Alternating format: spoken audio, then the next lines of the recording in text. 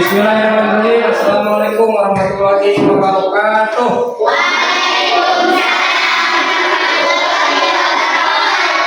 Selamat pagi. Selamat pagi. Bagaimana kabarnya hari ini?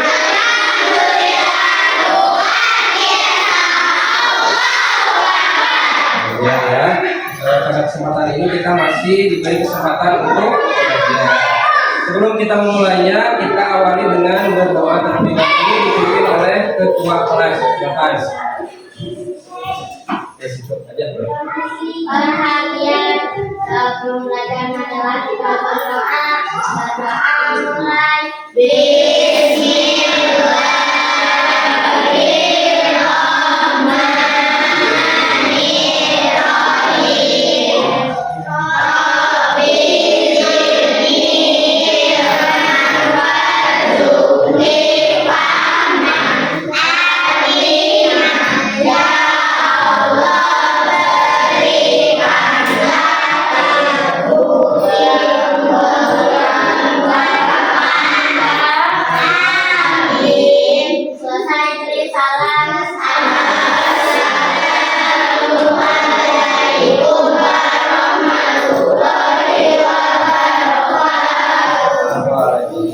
Mudah-mudahan doanya menjadi berkah ya, supaya kita pembelajarannya ini mendapatkan manfaat dan hikmah. Sudah siap belajarnya ya? Siap. Sudah rapi? Sudah. Dan ya, seperti biasa kesepakatan kelas kita di kelas Bapak tidak boleh berisik, tidak boleh ribut, tidak boleh makan minum ya.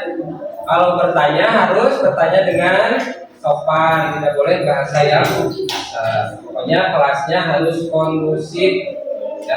Kita menyanyikan lagu Indonesia Raya untuk meningkatkan rasa nasionalisme kita, terutama kita akan menghadapi hari kemerdekaan.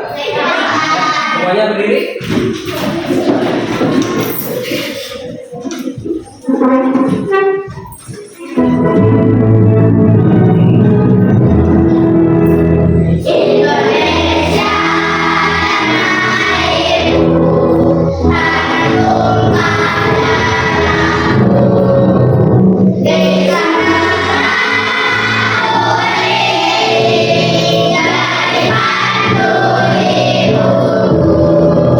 Absen kehadiran dulu ya.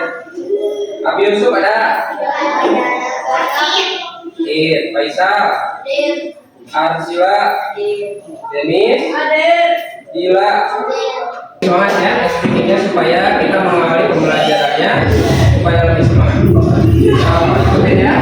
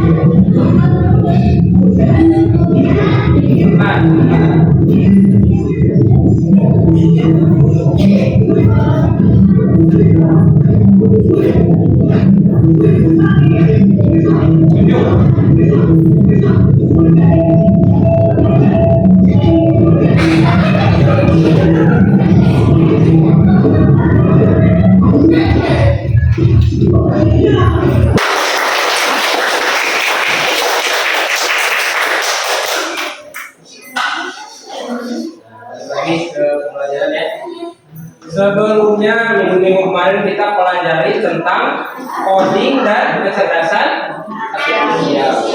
Ini merupakan mata pelajaran baru. Tadinya coding dan KA ini atau sering kita sebutnya AI ya. AI berdasar buatan. Coding dan AI ini biasanya nanti ketika ada di bangku SMP, SMA, tapi nah dari kurikulum sekarang sudah mulai dari kelas SD khususnya kelas 5 dan 6. Kita akan pelajari apa sih coding, apa sih kecerdasan artifisial. Manfaat kita mempelajari ini yang pertama, perhatikan. Manfaatnya kita itu belajar itu kan ada manfaatnya. Manfaatnya melatih cara berpikir logis. Maksudnya berpikir logis itu apa? Berpikir dengan sesuai fakta. Logis ya. Meningkatkan kemampuan memecahkan masalah. Karena kita manusia tidak terlepas dari masalah, harus bisa dipecahkan. Mengembangkan kreativitas supaya lebih kreatif. Belajar membuat rencana, menjadi lebih teliti, sabar, dan menyiapkan diri untuk masa depan. Karena kita tahu semakin ke depan zaman itu semakin canggih, jadi jangan ketinggalan zaman, gitu ya. Nah, tujuan pembelajaran kita yang pertama berpikir, menjelaskan berpikir komputasional. Nah, ingat nggak komputasional itu apa? Cara berpikir gimana? Berpikir menyelesaikan masalah dengan efektif dan efisien. Efektif dan efisien itu artinya benar dan cepat.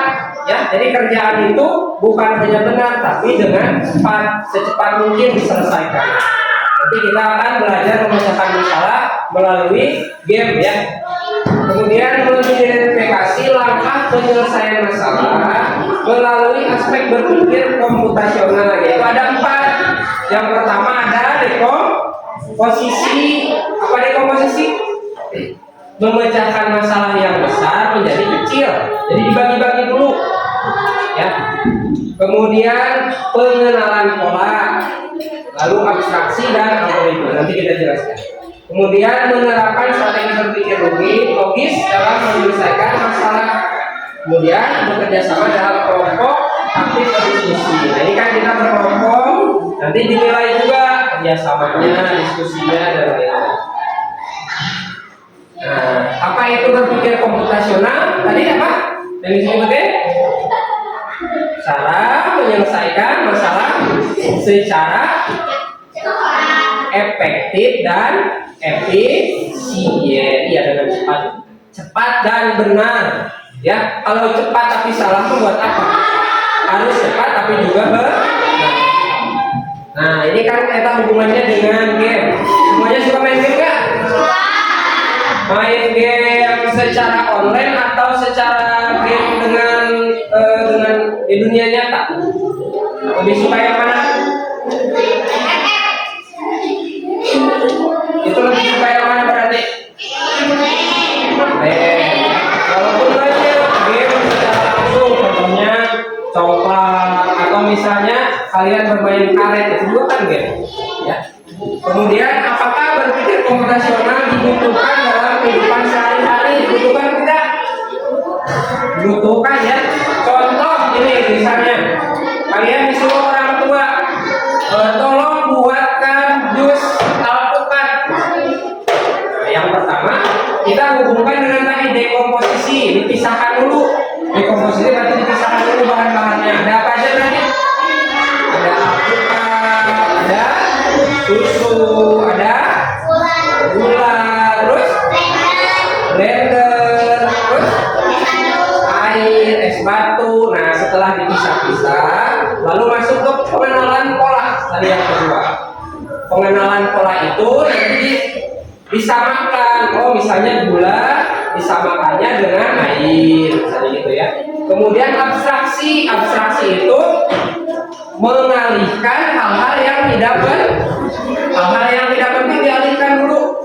Kita fokus dulu untuk membuat jus alpukat. Kemudian algoritma baru disusun langkah-langkahnya. Jadi apa dulu dimasukkan, lalu berikutnya dan lain-lain. Gitu ya.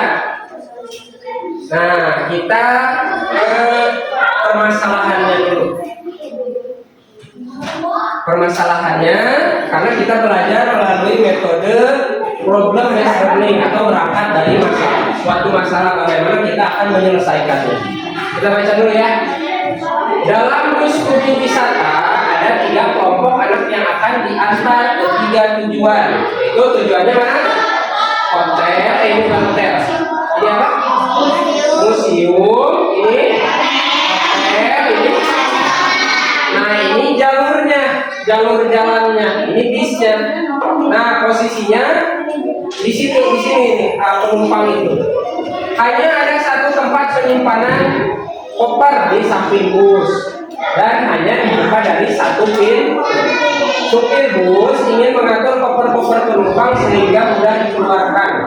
Bantu supir bus menentukan aturan memasukkan koper-koper itu di dalam tempat penyimpanan. Nah, jadi cara menyusunnya gimana? Contoh kalian, misalnya nyusun baju dalam lemari.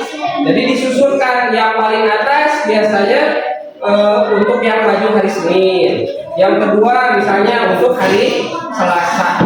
Nah, supaya urutannya benar, yang terakhir disimpan berarti untuk hari apa? Untuk hari Sabtu. Kenapa nggak hari Senin?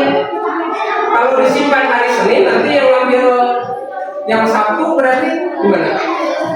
Iya, jadi dari bawah dulu. Jadi nanti ada dengan ini. Nah, ini soalnya koper kelompok anak yang mana yang dimasukkan terakhir. Jadi ada 3 tujuan, ya. Ada yang ke restoran, ada yang ke hotel, ada yang ke museum. Nah, pertanyaannya ini, kira-kira koper kelompok anak yang mana dimasukkan terakhir? Gimana? Yang pergi yang ke hotel, betul? Yang terakhir ditanyanya ya, bukan yang pertama. Jadi terakhir itu yang, kalau yang pertama kan paling depan, misalnya paling kita ambil contoh misalnya lorong lurus. Tas yang paling awal, apa dulu kira-kira yang paling awal? Restoran dulu. Terus yang paling depan, ya paling pojok. Restoran dulu, coba kita coba. Restoran kedua, hotel, ketiga, museum. Jadi museum paling depan ya, itu. Berarti kalau anak-anaknya ke sini ke restoran dulu, restoran yang paling belakang. Berarti gimana? Yang paling terakhir itu ya? Yang museum, benar. Yang restoran ada yang terakhir. Jadi adanya restoran itu paling depan ya. Jadi supaya benar ngambil. Di video pembelajaran ini akan dijelaskan apa itu berpikir komputasional. Lalu 4 bagian itu tadi apa aja? Dekomposisi. Nah, kita lihat. Hai teman PC, coba tebak apa artinya computational thinking atau berpikir komputasional? Ada sekali yang bernama Jeli dan melihat kata komputasional di sini. Jadi mungkin ada hubungannya dengan komputer ya? Iya, betul sekali. Betul bahwa yang tidak benar. Berpikir komputasional adalah proses berpikir Ini proses berpikir dan ekonomi. Dalam dunia kerja, proses berpikir itu merupakan hubungan pribadi atau pengembangan. Jika sudah direncanakan dengan baik, maka kode yang ditulis akan sesuai dengan kebutuhan dan dapat dirasakan dengan cepat dan tepat. Tetapi ternyata berpikir komputasional juga bisa dilakukan tanpa komputer dan tanpa internet loh. Malah sebenarnya kita sudah melakukannya dalam kehidupan sehari-hari. Mulai dari mengukur diri, mencatat tugas yang pelajaran, hingga menyiapkan tas untuk sekolah besok. Wah, kalau kita sudah bisa menjalankannya setiap hari, berarti kita semua sudah mandul dong. Nah, ini 4 ini. Belum tentu. Contoh-contoh tadi kan menerapkan berpikir komputasional yang dengan bahan yang sudah benar. Masih banyak nih masalah yang lebih kompleks, seperti misalnya pakai keuangan bulanan, apa yang harus dilakukan kalau kamu terlibat dengan yang baru, hingga memiliki kehidupan dan baru. Lalu yang lebih penting lagi, ketika kamu dewasa nanti, kamu akan menghadapi pola industri 4 dan 5. Di sini kamu perlu kesempatan untuk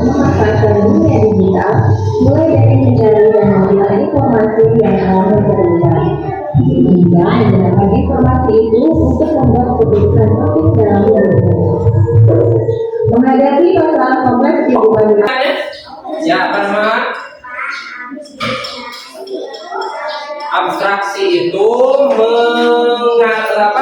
tidak melihat sesuatu yang tidak penting, jadi fokus pada suatu hal yang penting. Dekomposisi, ada yang bisa jawab? Membagi masalah menjadi kecil-kecil, jadi kecil dibagi dulu, kalau masalah besar nih, jadi dibagi kecil dulu, dipilah-pilah. Sudah dapat kelompok, siap kelompoknya? Sekarang kita akan menyelesaikan masalah melalui game Tower of Hanoi. Nanti di gamenya kita akan menyelesaikan masalah. Setiap game itu ada aturannya. Nanti kalian ditulis. Nah, di sini ada pembagian LKPD atau lembar kerja. Nanti di sini ditulis aturan gamenya apa saja. Ya, membagikan dulu LKPD. 1, 2.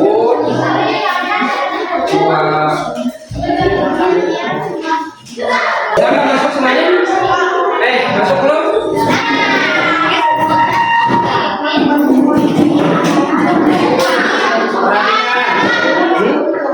Nanti ditulis aturannya, kan ada di lembar kerja tuh. Aturannya itu apa saja? Yang pertama apa? Aturannya apa? Piringan lebih besar tidak bisa berada di bawah. Terbalik, piringan kecil tidak boleh berada di bawah piringan besar. Di situ ada berapa piringannya? Warna apa aja? Warna apa itu? Ungu, hijau muda, hijau tua.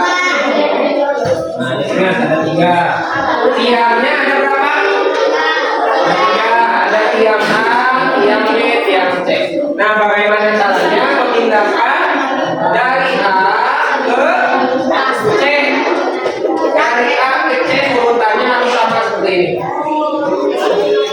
Ya, coba selesaikan dari gamenya. Hijau muda dipindahkan ke tiang. Jadi sebelum ini kuning dulu bagaimana cara penyelesaian paling cepat. Nanti kan kita tambah. Langkah-langkahnya ingat. Jadi jangan dulu ke sini dan cetek.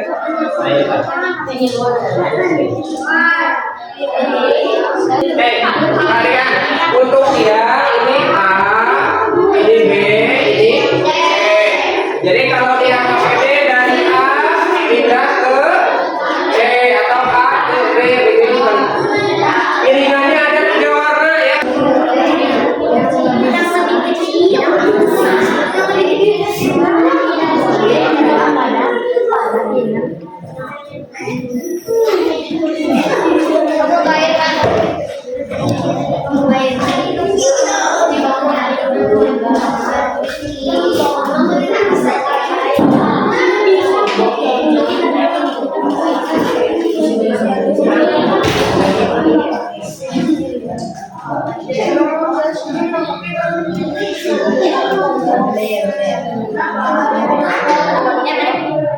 Sudah ya, langkah-langkahnya sudah.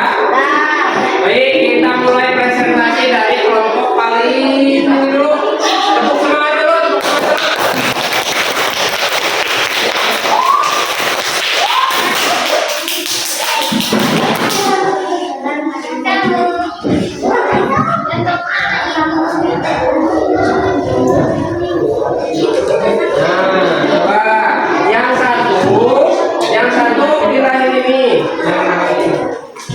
Yang satu pindahin piringannya, yang satu bacaan langkahnya.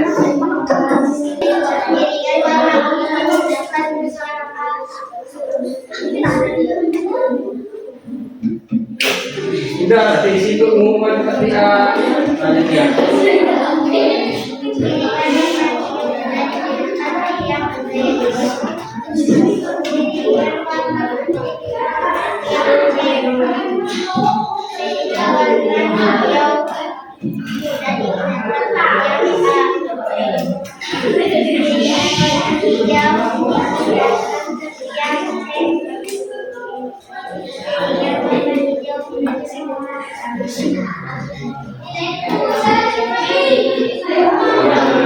Ya, bukan.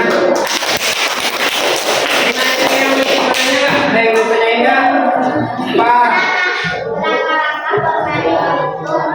Langkah katanya. Ya, termasuk cepat atau lama? Yuk, ada yang bisa lebih kurang dari itu juga? Ya, tepuk tangan, tolong. Selanjutnya, kelompok ini, silakan.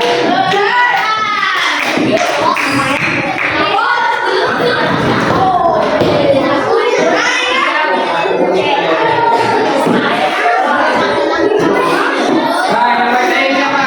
Ya, yang bertanya, Mas.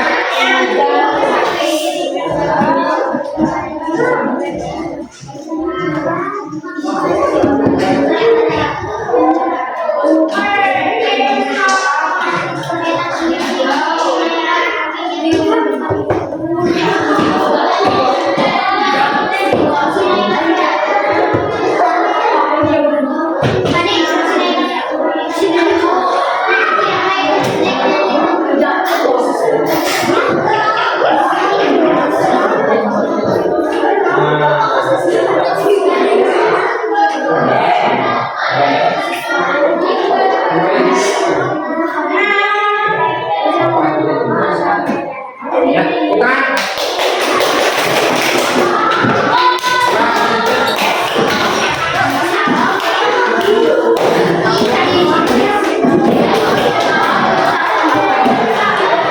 Ya, semuanya perhatikan.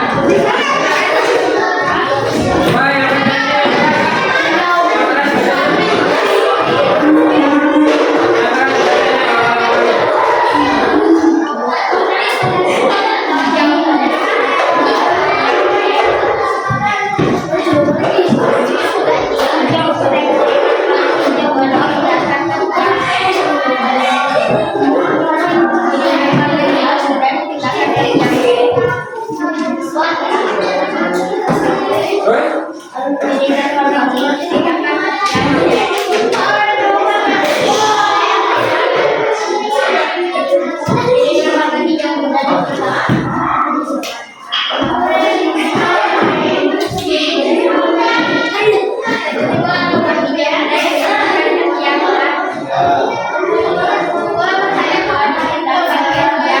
Ayo tanya.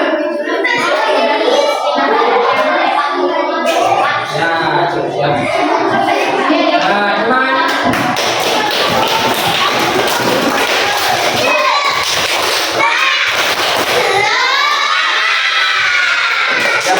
Jangan ngalamin dulu. Pak, yang ini siapa?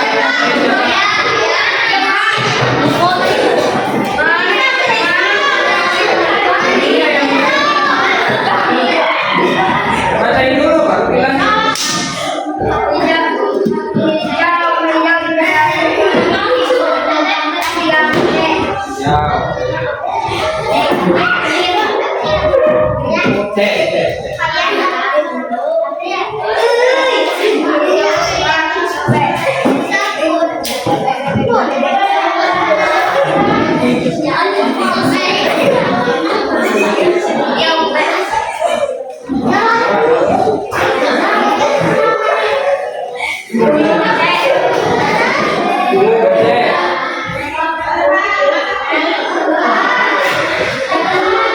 Sampai ada lubang tangan baru bisa ditarik.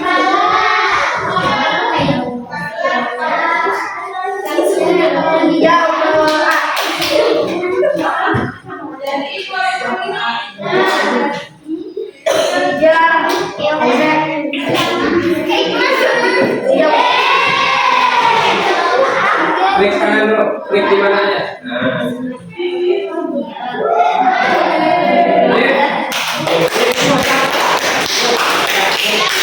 Dan pembelajaran apa? Tadi konvensional juga bisa dilakukan untuk menyelesaikan masalah dalam kehidupan sehari. Satu orang itu ada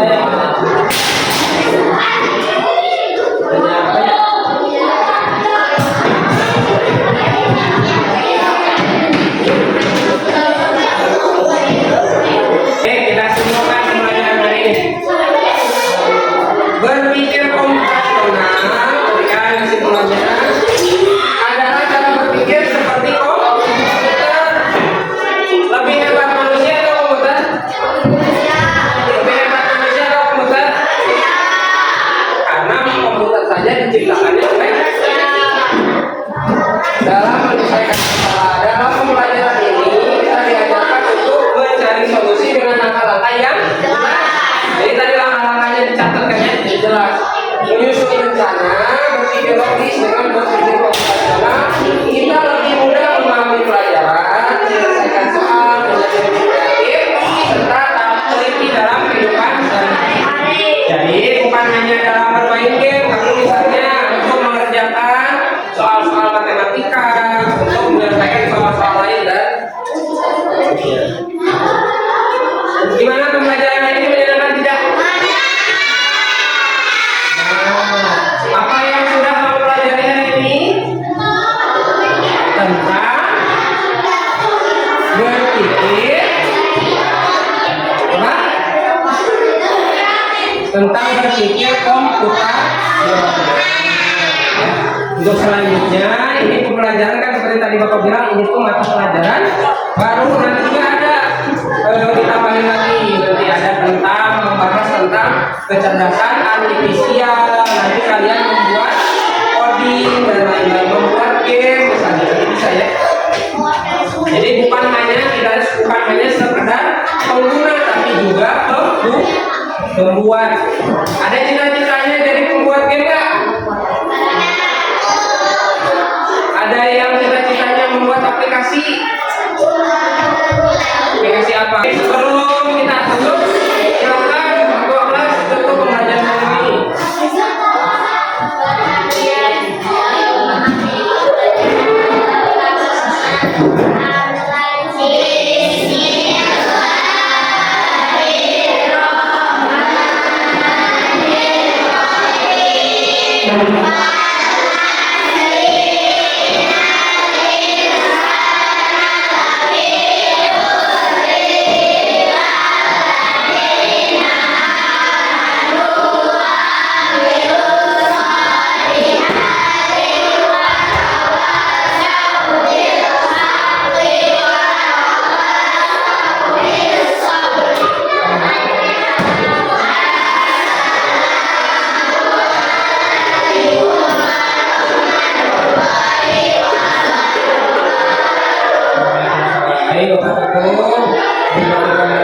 Wassalamualaikum warahmatullahi wabarakatuh.